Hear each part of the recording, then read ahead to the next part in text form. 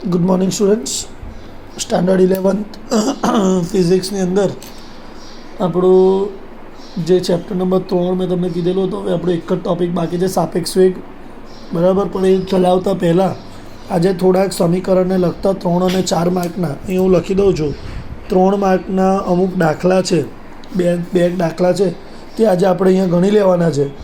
બરાબર સ્ટુડન્ટ્સ, આજે હું એનો વિડીયો તમને મોકલું છું અને સાપેક્ષ વેગની થિયરીનો વિડીયો મોકલું છું, એ તમારે લખી લેવાની છે. કાલે એનું આપણે પતાવી દઈશું. બરાબર છે, તો તમને હું સમજાવી દઉં કે આ દાખલા બહુ ઇમ્પોર્ટન્ટ છે. બરાબર, ખાલી ધ્યાન આપવાનું છે, મતલબ રકમ સમજવી પડશે તમારે, ત્યાર પછી જ આ દાખલો થશે. બરાબર, પહેલાં રકમ ગુજરાતીમાં સમજો, પછી ઇંગ્લિશવાળાને સમજાવું છું. ગુરુત્વ પ્રવેગની અસર હેઠળ મુક્ત પતન કરતો પથ્થર, બરાબર છે, 6 સેકન્ડની ગતિમાં, બરાબર છે, બાદ જમીનની સપાટીથી h ઊંચાઈએ સમક્ષિતિજ રાખેલી ગ્લાસની તકતીને અથડાય છે. ગ્લાસની તકતીને તોડીને 2 સેકન્ડમાં જમીન પર પહોંચે છે. તકતીને અથડાવ્યા બાદ તે 1/3 જેટલો વેગ ગુમાવે છે. તો આ તકતીની જમીનથી ઊંચાઈ શોધો. સમજી લો. પહેલાં ગુજરાતીવાળાને સમજાવી દઉં. બરાબર, કે ભાઈ આ એક જમીન છે, બરાબર છે, અહીંયા એક તકતી છે, બરાબર છે, આ ગ્લાસની તકતી છે. ઓકે, એવું કીધેલું છે કે 6 સેકન્ડની ગતિ બાદ જમીનની સપાટીથી h ઊંચાઈએ. હવે અહીંયાથી દાખલા તરીકે જમીનની ઊંચાઈ હતી જમીનથી આની ઊંચાઈ h છે, તકતી રાખેલી છે. બરાબર છે, અહીંયાથી હું એક માણસ ઊભો છે, અહીંથી પથ્થર ઉછાળે છે, એ અહીંયા પહોંચે છે કેટલી સેકન્ડમાં? 6 સેકન્ડમાં. બરાબર, અને અથડાય છે, કાચને તોડી નાખે છે અને એ પાછો જમીન પર પહોંચે છે 2 સેકન્ડમાં. બરાબર, તકતીને અથડાય છે તે વખતે એનો જે ઓરિજિનલ વેગ છે એ શરૂઆતના વેગથી 3જા ભાગનો છે.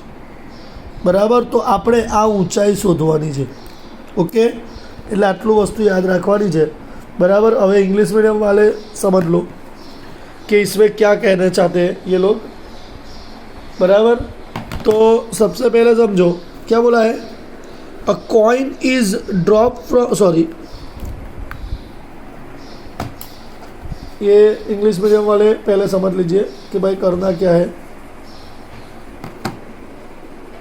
क्या बोला है देखो. A stone after having fallen from the race under the influence of gravity for 6 seconds crashes through a horizontal glass plate, thereby losing 2/3 नहीं, ये 2/3 नहीं है, यहाँ पे 1/3 है. बराबर, of its velocity. If it then reaches the ground in 2 seconds, find the height of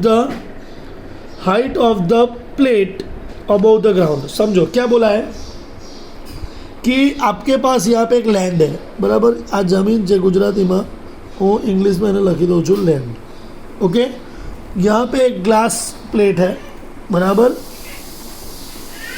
glass plate है, जमीन पे से ग्लास प्लेट की हाइट h है. समझो मैं यहाँ से एक ग्लास प्लेट के ऊपर, मतलब कि ज़मीन पे से एक स्टोन को मैं थ्रो कर रहा हूँ ऊपर की ओर, जो 6 सेकंड में ग्लास की प्लेट को टकराएगा, ग्लास की प्लेट को तोड़ देगा और 2 ही सेकंड में वो नीचे आ जाएगा. लेकिन जब स्टोन ग्लास की प्लेट को टकराएगा तब उसकी वेलोसिटी ओरिजिनल वेलोसिटी से हाफ हो जाएगी. बराबर, सॉरी, थर्ड पार्ट हो जाएगी. तो हमें h फाइंड करना है. ओके, तो सबसे पहले समझो कि मुझे h फाइंड करना है. ओके, तो h फाइंड करने के लिए मेरे पास एक फॉर्मूला था. कौन सा? x is equal to v0t minus 1/2 GT². यहाँ पे ग्रेविटी है, मतलब फ्री फॉलन, गुजराती में समझी ले, जो मुक्त पतन वाले समीकरण से वापरीશું.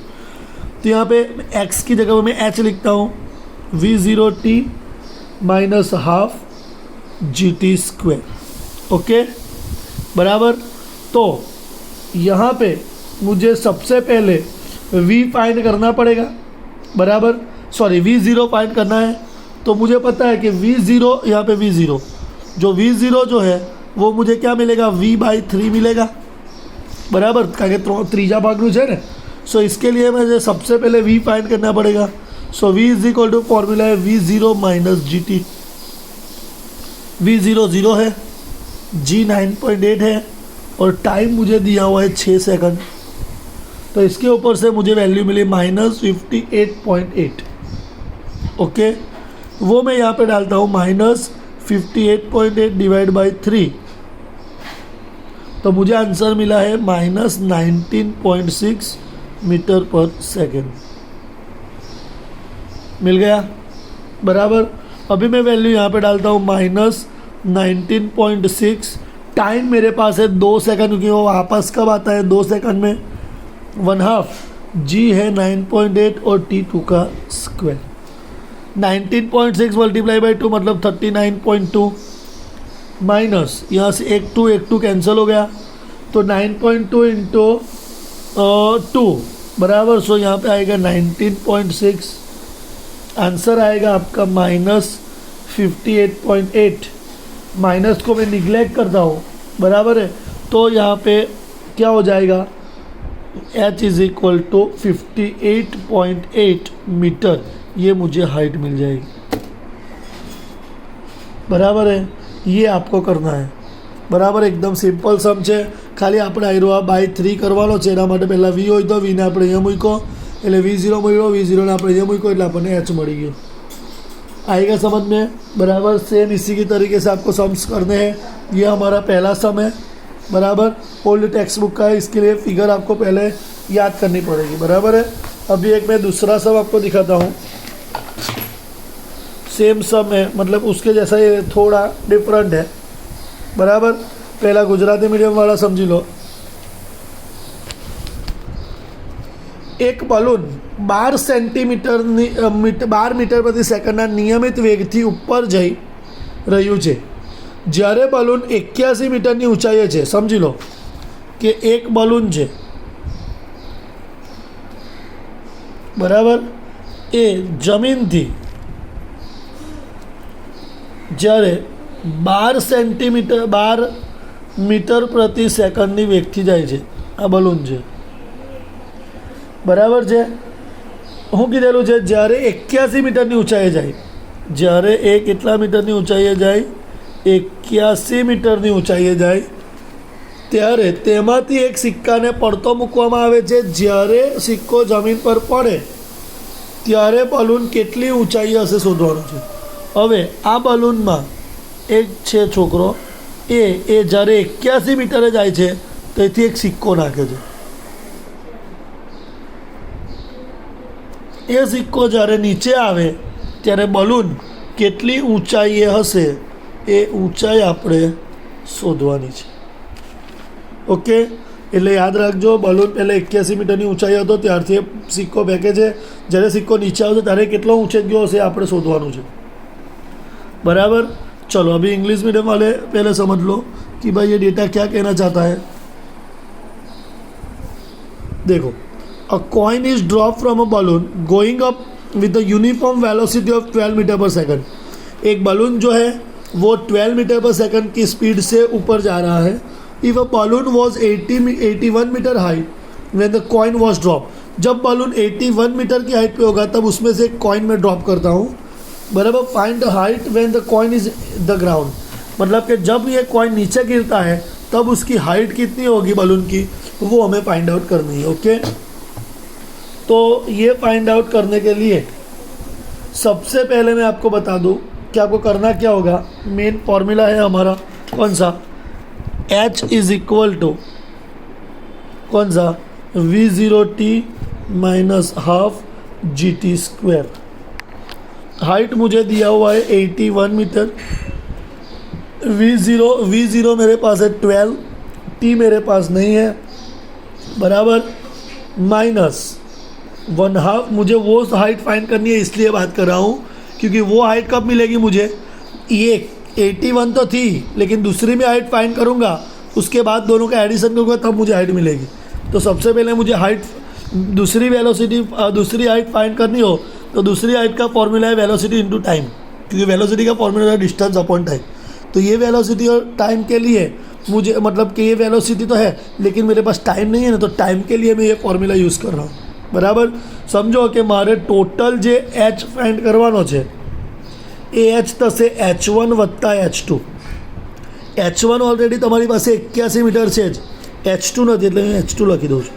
સોરી h1, h2 આપણી પાસે નથી, તો એ h2 તમારે ફાઇન્ડ કરવું હોય તો એના માટે ફોર્મ્યુલા છે વેલોસિટી એટલે કે વેગ ગુણ્યા સમય. બટ સમય નથી એટલે સમય માટે આપણે આ ફોર્મ્યુલા યુઝ કરીએ છીએ. જી આપણો છે 9.8 અને ટીનો સ્ક્વેર.